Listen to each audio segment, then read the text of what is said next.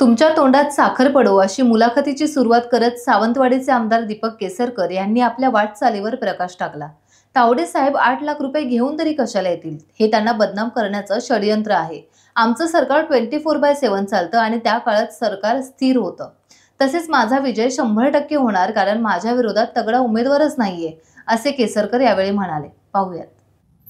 अतिशय आनंदाचे तुमच्या तोंडामध्ये साखर पडून द्या असं मी म्हणेन। आणि हे जनतेच्या मनातलं सरकार आहे, त्याच्यामुळे ते परत येणार हे उघड आहे।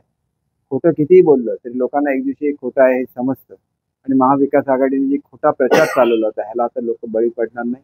महायुतीचं बघा, ते बिचारे तावडे साहेब नॅशनल लीडर, ते 8 लाख रुपये घेऊन कशाला येणार? मी जर कधी जायचं असेल कुठे तर 500 रुपयाच्या वर 1 रुपया सुद्धा ठेवत नाही, कारण आचारसंहितेमध्ये तुमच्याकडे 500 रुपयापेक्षा जास्त रक्कम तुम्ही ठेवूच शकत नाही। हे काय तावडे साहेबांना माहिती नाही, माझ्यासारख्या साध्या माणसाला माहिती आहे। एक प्लॉट असतो, बदनाम करायची षडयंत्र असतं, अशी षडयंत्र केली जातात, त्याच्यातून बाहेर यायला आणि विजय मिळवायला।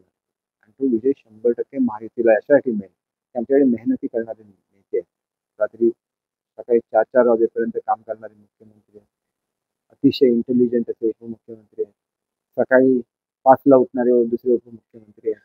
त्याच्यामुळे हे 6 पर्यंत काम करतात, ते 5ला उठतात आणि ते 7ला जातात ह्याच्यामध्ये आपल्या मंत्रालयामध्ये। त्यामुळे आमचं सरकार 24/7 चालतं आणि त्याच्यामागे ब्रेन असतो फडणवीस साहेबांचा। म्हणजे एक व्हेरी गुड कॉम्बिनेशन आहे आमचं, त्यामुळे ते कॉम्बिनेशन लोकांना सुद्धा आवडतं। सुरुवातीला टीका झाली होती अजितदादांना घेतलं तेव्हा, लोक हळूहळू ते सुद्धा ऍडजस्ट करून घेणार याची मला खात्री आहे आणि काहीतरी चांगलं निघेल याची मला खात्री आहे। 100% आमचं सरकार येणार आहे हे मी तुम्हाला खात्रीपूर्वक सांगतो आणि हे स्टेबल सरकार असणार, त्याबद्दल कोणीही मनामध्ये शंका बाळगण्याचं कारण नाही। मला विजय 100% मिळणार, किती मतांनी मिळणार हे मी सांगू शकत नाही। याच मतदारसंघामध्ये एकदा मी पहिल्यांदा उभा राहिलो तर 27,000 मतांनी निवडून आलो, दुसऱ्या वेळेला उभा राहिलो तर 45,000 मतांनी निवडून आलो, तिसऱ्या वेळेला सुद्धा बीजेपी विरुद्ध शिवसेना अशीच लढाई झाली आणि ती फक्त माझ्या मतदारसंघात झालेली होती।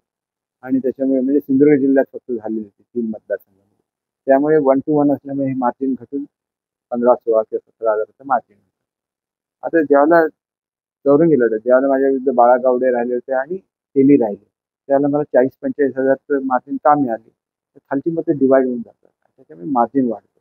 तसं मार्जिन वाढेल अशी अपेक्षा आहे, वाढेल न वाढेल प्रत्यक्ष पेट्या उघडल्यानंतर दिसेल, परंतु चांगला विजय मिळेल निसंशय, कारण माझ्या विरोधात तगडा उमेदवार निर्विवादपणे सांगितलं पाहिजे। गेले 20 दिवस तुम्ही प्रचार फेरीत व्यस्त होता, आज मतदान प्रक्रिया पार पडली, आता तुम्ही रिलॅक्स झाला। बघा, मला रिलॅक्स व्हायला कोण देतं? येताना गाडीमध्ये एक मुलाखत दिली, इथं आल्यानंतर एक मुलाखत दिली। मी पक्षाचा मुख्य प्रवक्ता आहे, हे करायलाच लागतं। तिथून निरोप आला, उद्या हुतात्मा दिन आहे, मला हुतात्मा चौकामध्ये सकाळी पहाटे 8 वाजता हजर पाहिजे, रात्रभर परत 12 वाजता निघून प्रवास केला पाहिजे। हे माझं जीवनच असं आहे आणि हे जीवन लोकांना समर्पित आहे। मला काय आनंद होतो का माझ्या सगळ्या लोकांनी एवढी मेहनत करून मला निवडून आणणार, त्यांना सोडून जाण्यामध्ये?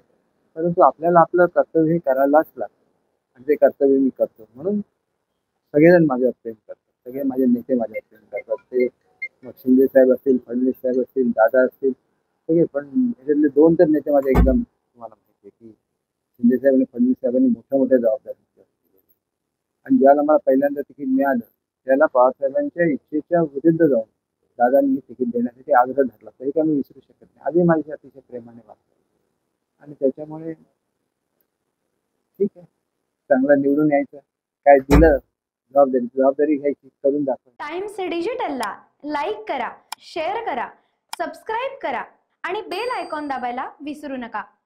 Times digital.